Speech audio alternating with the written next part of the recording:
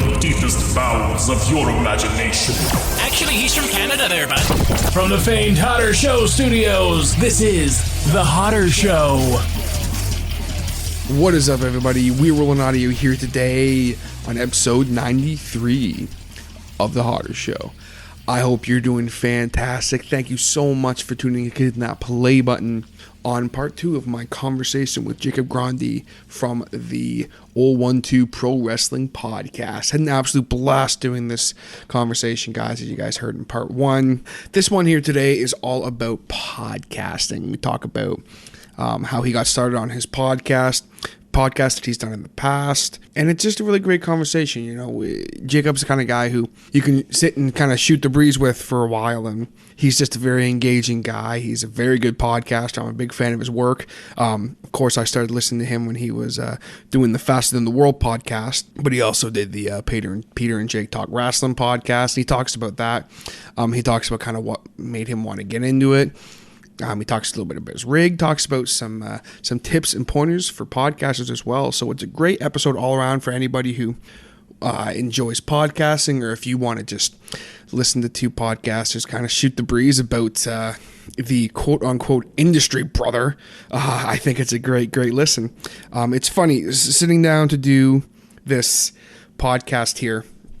I didn't really talk about it in the intro for part 1, but I sat down and did this with my board and everything, and it wasn't really working for me, and I was really worried I was going to have to not do this interview, and ended up, I had Sam give me a hand trying to figure this out, and I couldn't get it to work, and it sucked. I was just all pissed off, and right after I said that I'm going to start trying to not get so frustrated and that kind of thing on last Sunday's episode. And finally she says, well, you're using Skype, right? And I said, yeah. She says, you know that you can like literally record right off Skype, right? And I was like, I'm sorry, come again? So pretty much just like that, once again, my problems were solved, usually very easily, and I think the program worked great, and it's definitely something I'm going to do in the future. So let me know what you guys think of the quality. Hopefully all the skipping and that kind of thing, if there's any that's left in, is not too bad. I didn't notice any was left in because the producer, Brandon Bowden, is very good at what he does. So if you guys, let me know what you think of the quality. If you guys think the quality is okay, definitely going to do more of these in the future. I think it is. I think it was a lot of fun. It was a lot of fun. I know Jacob really had a good time. I'm looking very much forward to being on his podcast. Hopefully I can be as good of a guest for him as he was for me. So I don't really have a lot else to say. I just kind of want to roll right into this podcast here. It's a bit of a shorter episode today.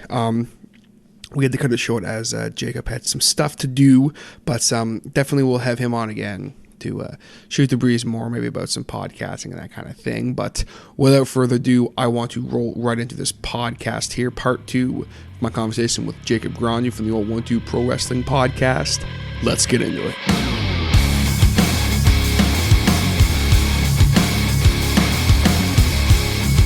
All right, so we got Jacob back on podcast here, part 2. We're talking, kind of focusing more on podcasting this time around. Obviously, we had Jacob on last there on Thursday. We talked about tons of wrestling stuff, and that was awesome. So, Jake, thanks so much for coming back on, man. Oh, no problem. Enjoyed it. Awesome. So, podcasting. What exactly kind of got you started on this whole podcasting journey? Obviously, you being the host of the 012 Pro Wrestling Podcast, and kind of when I first was introduced to you, your work obviously was Faster Than the World podcast. I always liked wrestling, and then I found out that Dave Meltzer had a podcast, Brian Alvarez rather. So I was listening to that, and then I remember a buddy of mine told me that there's like other things other than just wrestling. You know, there's pretty much podcasts just go on. Like, you know, you can find any topic, there'll be a podcast about it. So I started listening to like comedians' podcasts and stuff. And I mentioned on part 1 how I was a runner. So there's lots of time to kill running. So you're running for long periods of time. I would just listen to like Bill Burr's Monday morning podcast, Joe Rogan's the Joe Experience podcast, and I just really enjoyed like the format. Like you're not like if you watch people talk about things on like maybe ESPN or CNN, they're just yelling at each other for 30 seconds each, and then it goes to a commercial. Where podcasts are, even if people disagree with each other, they're discussions. You have as much time as you want to explain yourself, and you give the other person a little bit of time to explain themselves. And then there's also they're not trying to make sure you're not swearing. They don't care if you talk about maybe a topic that might be controversial. So I just like how there's it's kind of like out there, the wild west of the internet is kind of controlling it, but it's not really, you're not yelling, you're just sitting down discussing, and I think that that's good. It's a good thing. Yeah, absolutely. I mean, that's, even me personally, that's what drew me to the podcast scene, was the fact that you can sit down with a couple of your buddies and turn on the mics and just talk about whatever you want, and there's no censorship. You don't have to worry about offending anybody. You know, we don't have to just yell at each other for segments and then cut to a commercial, you know? Yeah, for sure. How long exactly have you been doing the podcast thing now? Oh, wow. I got on Twitter because of my podcasts. So I would say, 2014. So going on about 3 years now, I've been doing podcasts. Oh, wow, just been hashing it out for the last 4 years. Right on. Yeah, so, yeah. I knew you had been doing it obviously much longer than I was when we first kind of started chatting on Twitter. But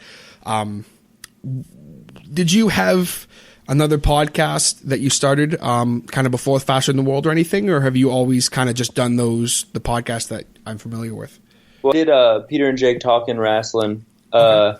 Well, that's then from Peter, who's Ellen Japanese on Twitter, who now has Cut the Music T-shirts. He kind of makes T-shirts now, but me and him would go to the bar, and we knew we liked wrestling. So whenever we ran into each other, we would just talk about wrestling and just get drunk and talk about wrestling. Pretty much what we did. And then we were like, hey, and I kind of threw the idea, like, why don't we do a podcast? Because he also DJs, so he has a lot of audio equipment just right there at his house. Oh yeah. So I was just like, hey, you have all this equipment, like we should do a podcast. And he liked the idea, and we kind of got together, and every Wednesday for a few years, we just kind of got up and talked about wrestling. Right on. Did you ever receive any training in the sense of did a class on podcasting or any broadcast training, thing like that? No, never. Just kind of listen to podcasts, and then I bet if you go back to my first podcast, I sounded randy and things like that, and I have a tendency to talk really fast, so I try to slow that down and pronunciate, just do little obvious things like that, but never took a class, never did anything. A lot of those first Faster in the World were just recorded right on my iPhone. I just downloaded them to my computer, edited them for a few seconds. It was so cool because I was like, hey, here's a guy who I'm listening to you talk, and you're drawing me in about what you're talking about. And, even though you say if it was recorded on a cell phone or whatever, maybe sometimes the quality wasn't the greatest, but I didn't care about that. I was like, hey, I like what he's talking about. I like the segments. I loved that theme music. It got me pumped up. And I just was like, yeah, this is great. To me, that's what podcasting should be. It should be about, hey, we're in a studio and we're, have all these advertisers and sponsors and all this kind of bullshit. It's just sitting down with your phone, talking about something you want to talk about, putting it up to the world to see. And that's, to me, what podcasting is. Yeah, for sure. I definitely enjoyed it. I remember thinking when I first started doing podcasts, I think a lot of people, they were just like, okay, we want to talk about sports, and they happen to be, big Yankees fans, but if someone, from UNC basketball team makes it, does something, they don't know who he is, they don't really know how to talk about it. So I really tried to hone in what I was talking about. Peter and Jake talked in wrestling, we talked about Raw, Monday Night Raw specifically, and some news. And then with Faster in the World, we specifically talked about NXT. So I always try to keep the folks on the show a little bit more honed into what I can actually feel comfortable speaking about. Absolutely. Instead of say, I guess even me in some regard, I talk about so many different topics on the show, but I'm also doing the week, so I need multiple topics. But even sometimes if I'm talking about something I'm not 100% familiar with, I know what you mean by sometimes it's hard to kind of hone in on exactly what you're trying to say. So it's good that you kind of had that right out of the gate. You're just, hey, I focus on talking about this. Yeah, I think I was maybe a little nervous, but that nervousness helped me hone in what I was trying to do. Absolutely.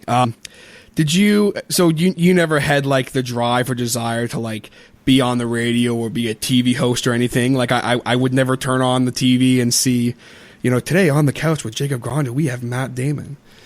It's funny that you mentioned it because I never had that dream.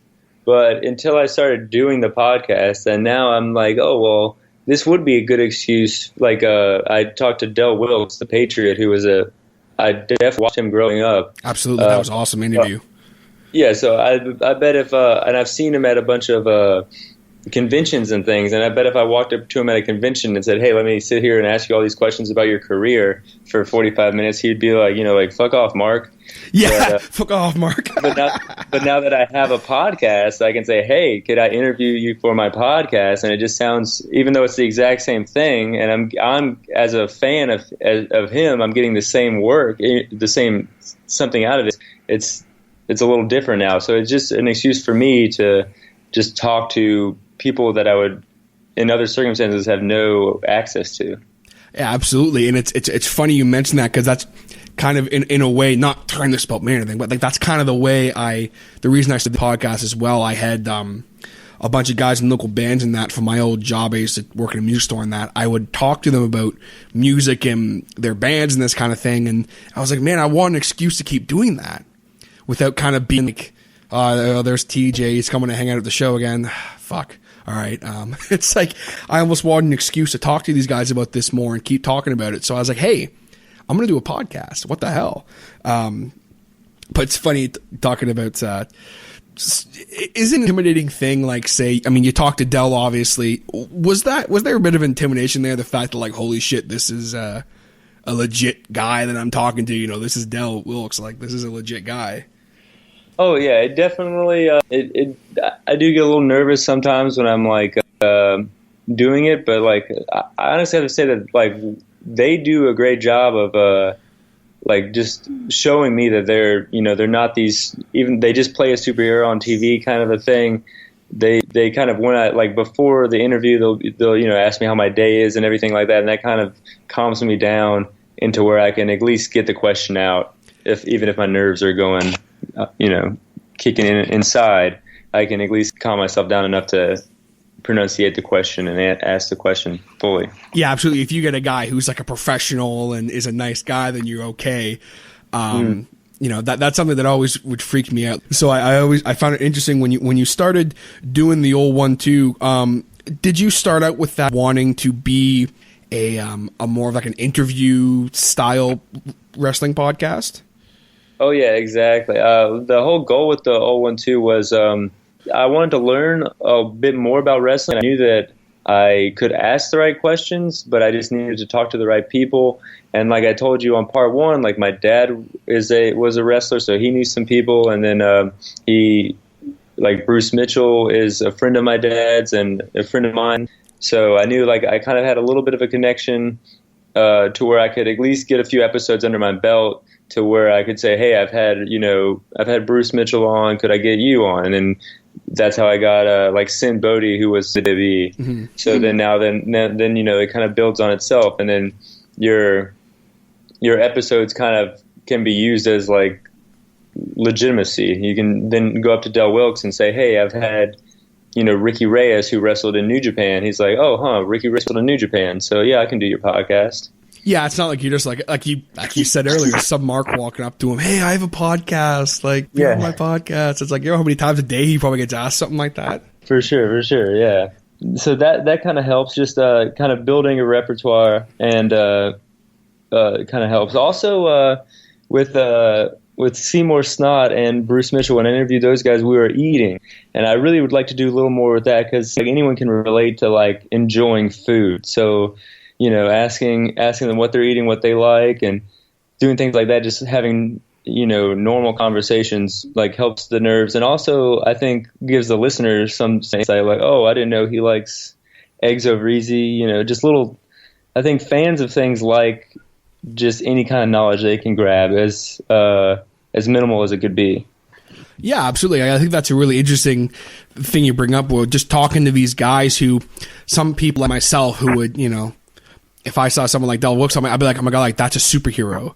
But then, you know, you're talking to him about, you know, he was talking about his family Christmas, and I'm like, this is great. Like, just one of the first things, I'm like, cool. Like, he's a normal everyday dude, and it automatically gives you this, almost like you feel like a personal connection, I guess, in a small way. If you're talking about, oh yeah, this guy likes his eggs over easy. Oh shit, I like my eggs over easy too. Like, do you now enjoy kind of doing those more interview style podcasts more now than say doing one alone? Oh, for sure. Yeah, I definitely, I got bit by some sort of bug or something. I definitely want to do it. I want to push more toward maybe wrestling journalism as far as I can do that. Yeah, absolutely. You know, start up a shoot or something like that, maybe on YouTube or something. For sure. I try not to dive into like on shoot interviews. They want to know like the dirt. Where I try to specifically keep it in about the sport and the art form of wrestling. Yeah, and I mean I appreciate that because I'm the same way. Like as much as like I said on part one how I like listening to Kevin Nash's shoot interviews, I don't necessarily care about the dirt thing. He tells funny stories sometimes, but like I think that's a very cool thing because there's not a lot of guys who do that. You know, like a lot of guys want to hear the dirt because they think that's what people want to hear. But someone like myself, and I'm sure yourself is included, you hear about stories about the art of professional wrestling and that kind of a thing. Yeah, for sure.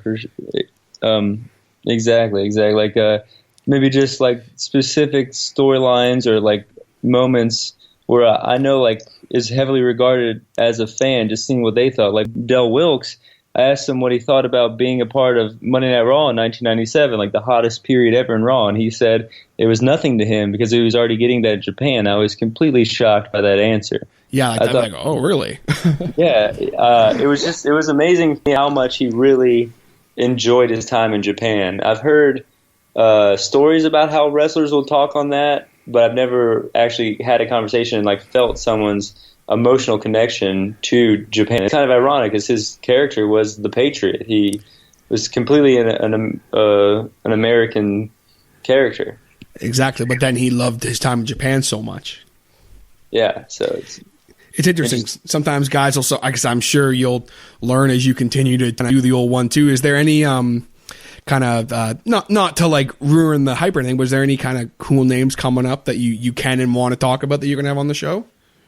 Nothing's concrete, but there is some names coming up to maybe put out a show by the end of the month. That's another thing I like interviewing too, because it's not like with NXT, with the Fast in the World podcast, I definitely had to review it every week. So that tells me when it has to be out to coincide with like current news when people would want to listen to it. But when you're talking about like a retrospective, someone could enjoy it like a year from now, just the same way as they would enjoy it right when I put it up. Exactly, and that's like someone who, you know, like I had to catch up on the old one too, and I'm listening, going like, man, like these are great stories, and I would always catch up on Faster Than the World if I ever got behind, but obviously when you're hearing news a week or two after the fact, I know what you're saying, it's like, you know, this would have been cool to hear the dev or whatever. So it's cool kind of that you're going that route, not worrying so much about getting a podcast out every single week. For sure, yeah, and as we've already talked today, is I have a very busy schedule, and so it definitely allows me to kind of put the podcast where I need it to go in my schedule and not have to maybe ask off work to do the podcast. Yeah, absolutely. I can totally appreciate that. Like I mentioned kind of in the intro, the first time I heard you there was on the Faster Than the World podcast, the NXT review show. Like I said to you before, I was a mark for that podcast. I feel like I really enjoyed that podcast.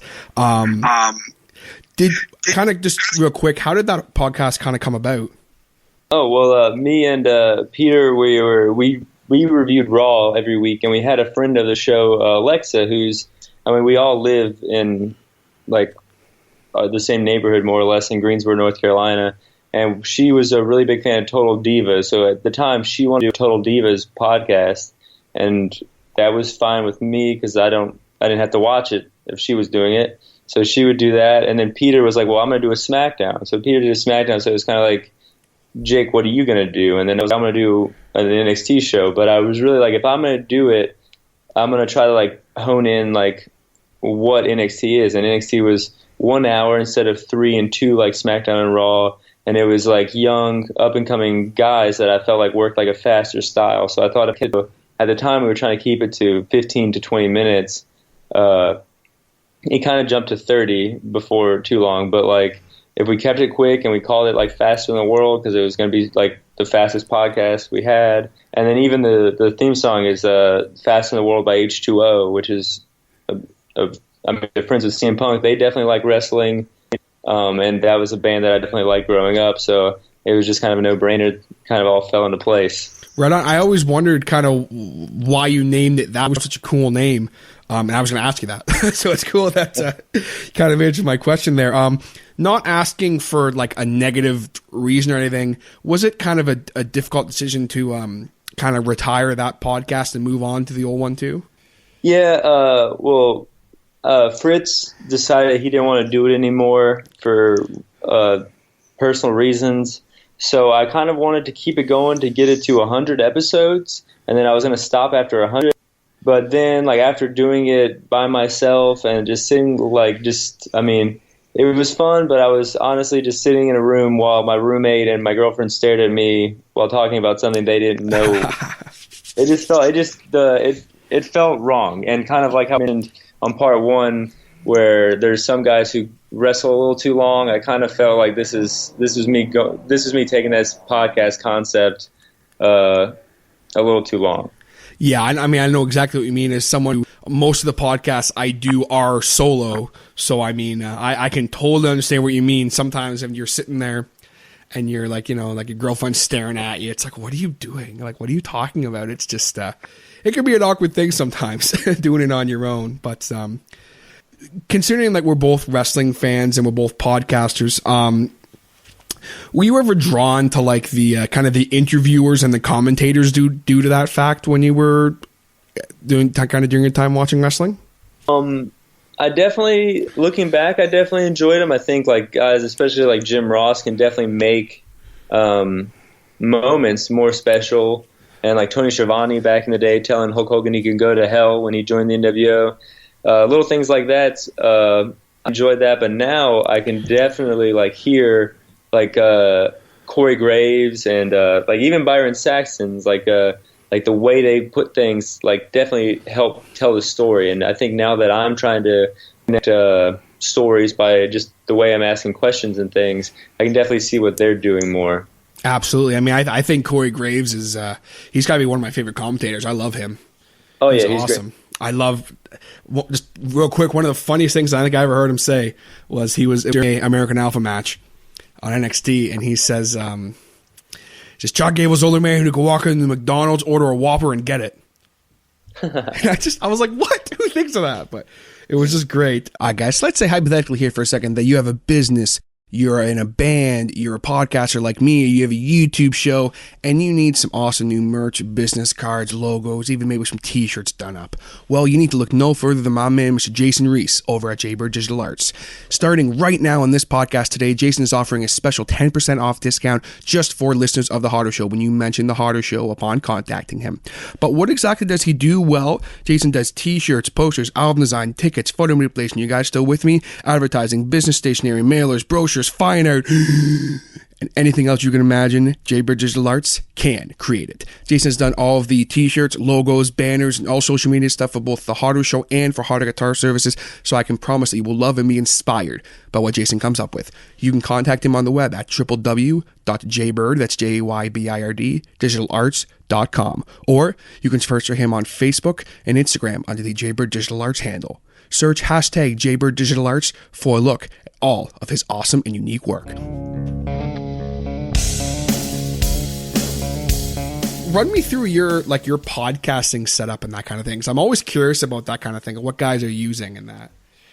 Oh, I have I just have this. Went to Best Buy, got this little mic that plugs right into the back of my computer, But most of the time, if I'm just interviewing a guy on Skype, I just kind of just interview him on my computer and like record it right to Bandcamp and then edit it through on Bandcamp. I really just have working on the shoestring budget kind of a deal. Oh yeah, I hear you. I mean, even like I have a board and my interface and all this crap, but I mean, even for me, like it's all a very affordable, cheap gear.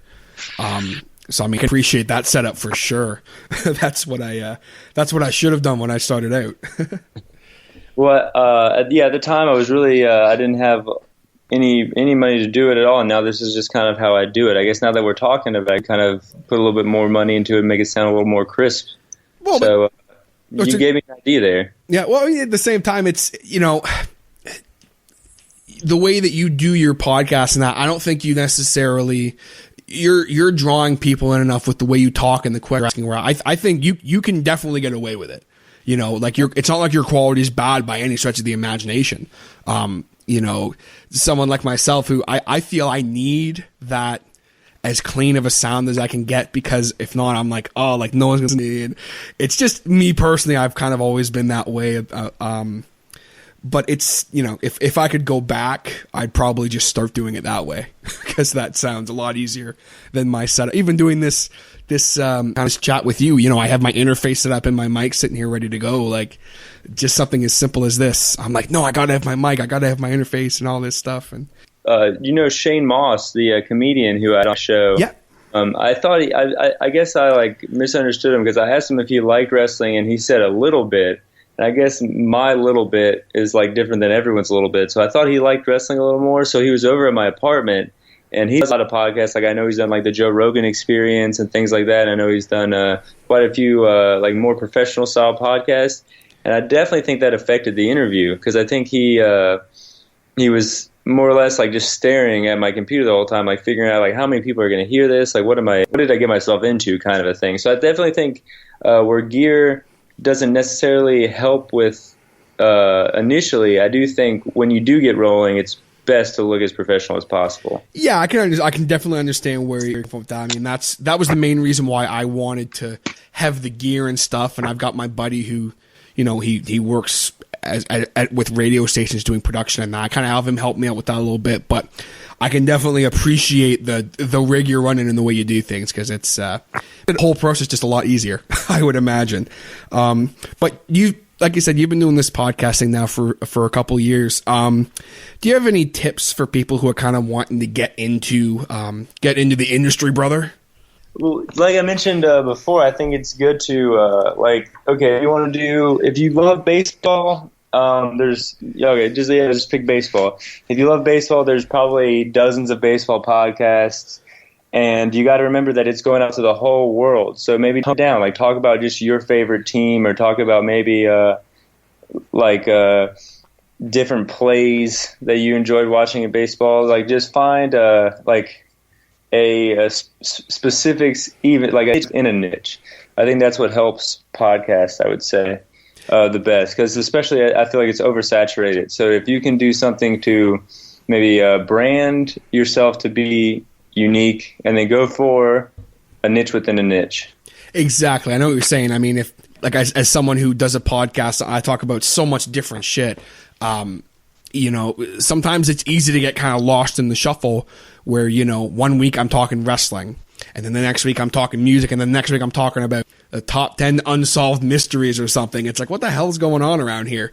I mean, I like that, and I know that my regular loyal listeners do appreciate that, because they never know what they're going to get, but I can definitely appreciate where you're coming from with that for sure. Nice. I mean, I definitely like your shit. I'm not trying to say like broader topic shows aren't good. Oh yeah, no. I appreciate the fact you like my show. And I know what you're saying though. Like I think I kind of have my thing that I do, but there are times where I'm like, you know, maybe I should just do a wrestling podcast sometimes. Maybe I should just do this or that, or you know, I have plans to do like 8 podcasts at this point, so it's it can get a little crazy. But when you started out, was there kind of anyone that was kind of giving you a hand in the beginning there? No, I kind of just put it up, and then I mean, like I said before, my friend Peter, he kind of knew a little bit more about audio and computer. So I'd kind of like, if I had a question to ask, I would ask him. And that's kind of it. I just kind of threw it up and trial by error. Yeah, that's. I think that's kind of the best way to do it. It's the same thing, bro. I was like, okay, here you go, world. See what happens. And if you have people who that will give you the honest, good feedback, it's like, all right, you start getting in kind of the podcast community, and people give you feedback, and that's kind of the best way to do it, I think. Nice. But do you have any more plans? Just kind of getting ready to wrap it up here. Do you have any plans for any more podcasts in the future at all? Like, as far as the episodes of the old one, too? So I mean, like, as far as like doing a whole other separate podcast aside from the 1-2. Not right now. Currently with the how my schedule and everything, I just kind of gravitated toward this 2 because of like just like how I could work it into my schedule, and I definitely enjoy talking to people like that were in the industry and wrestling and things like that. So wrestling is not my only interest by any means, but as far as like talking to people and putting it up on audio form, I think it's all only graps. Oh yeah, for sure. I could understand that, absolutely. Last question: Do you have a favorite podcast as far as looking back on all the podcasts you've done? I know that's a big question. Do you have kind of like a favorite podcast that you look back and go, man, like that was an awesome podcast that I just cut? I really enjoy. The first few episodes of the Fast in the World podcast I really liked because I really feel. I mean, he was my uncle. I mean, we have the same sense of humor, same jokes. We can like say things to each other, make each other laugh. So I'd say the first couple dozen Fast in the Worlds were really good. But also I really liked the Ricky Reyes interview I did. I think it's the 4th episode of Fast in the the old one too. I interviewed him in his career. I talked on part 1 about how much I really enjoy the old school Ring of Honor stuff. He was a part of that. And plus he was also a part of training with guys like Daniel Bryan, Samoa Joe, and Shinsuke Nakamura. So just hearing about them before they were even wrestlers was really interesting to me. And I think he was willing to talk, really fun to talk to. And then plus the other interview on that show was my friend Josh Bays, who he's a really cool dude. He does documentaries and that. And he was working for the company that shot, I forgot the TNA reality show. British Boot Camp. That was it. That's it. Yeah, so he was on there about how he was a casual fan of wrestling. So just seeing all these like giant dudes walk around and seeing like Kevin Nash walk by and things like that was just a really good interview because I think it showed different sides of like, my buddy who's lucky enough to be back there holding a camera to Ricky Reyes, who worked his entire life to get to a point where he's noted in wrestling. Absolutely. It definitely was a great interview. I'm really, really like the way that you're going with the show. So I'm looking forward to the next episode you put up of it. Appreciate it. I mean, I enjoy your show too, man. This is kind of cool to jump on today. Yeah, absolutely. It was really cool to do this, man. And I mean, I appreciate all the kind words you've said over the last few months about my podcast. It's been awesome to talk to you. Definitely try and link up again to kind of have a chat. I know there's stuff we've talked about before quickly on Twitter about music and that kind of thing we can talk about. Just real quick, want to make sure you can link up your Twitter and social media if you want to give that real quick. Oh, yeah, it's Twitter's at JG Pro Wrestling. And then if you wanted to listen to the show, the best way to do that is soundcloud.com/JG Pro Wrestling. Yeah, I mean, hit me up, talk to me. I mean, I love wrestling, but also love, music and stand-up comedy, pretty much any style of art now that I'm thinking about it. I'm love to talk to you about. Yeah, absolutely, man. Just love the entertainment world in general. For sure. All right, man, just one last thing. I know that the Faster Than the World podcast was retired, but when I first asked to have you on, I pictured us ending the interview with this: Faster Than the World. Can't slow down. Thanks so much, man. No problem, dude. See you later. All right, gang. So that was part 2 of my conversation with Jacob Grondy from the old 1-2 Pro Wrestling Podcast. Really hope you guys enjoyed it. Like I said in the intro, guys, I had so much fun talking with Jacob. He's a good guy, sincere guy, just loves wrestling. Definitely am looking forward to being on his podcast at some point. Hopefully, I am as good of a guest for him as he was for me, because I am. It'd definitely be one of the first kind of interviews that I would do, because I've never really I do the Q&A stuff, and people ask me questions sometimes on the podcast, but as far as me being the one answering the questions, it would definitely be very different for me, since I'm not really used to that. So it would definitely be very interesting. I'd be very excited to get on that. Like I said, guys, be sure to check Jacob out on the Twitter. It is JG Pro Wrestling. And, of course, on his SoundCloud at JG Pro Wrestling as well. He's a very nice guy, talented guy, loves to talk wrestling. Hit him up on Twitter, if you want to talk wrestling with him. He's just all around a good, solid dude, has an awesome podcast, and is just loves his wrestling. So, looking forward to more from him in the future. Definitely looking forward to the next episode of the old 1-2 Pro Wrestling Podcast. But that's going to do it for me here today, guys. Regardless of how you're listening, if you're listening on the SoundCloud, be sure to follow The Harder Show to keep up with everything that goes on the SoundCloud. As you guys know, everything is posted on the SoundCloud first. So if you follow me on the SoundCloud, you will get first glimpses at the episodes before I post them on the social medias or on YouTube or anything like that. You may even be surprised, if I put one up on a Wednesday night or something. Sometimes I'll do that late on a Wednesday night.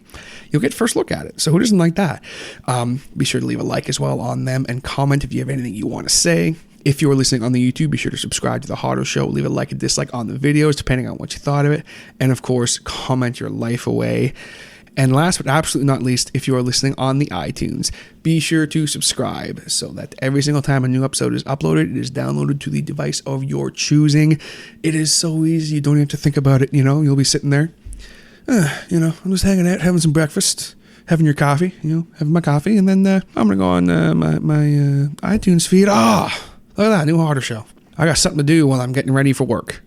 And it's that easy, guys. Once you do it, you don't even have to think about it. But that is going to do it for me here today, guys. Regardless of how you were listening, thank you so much. You guys are awesome.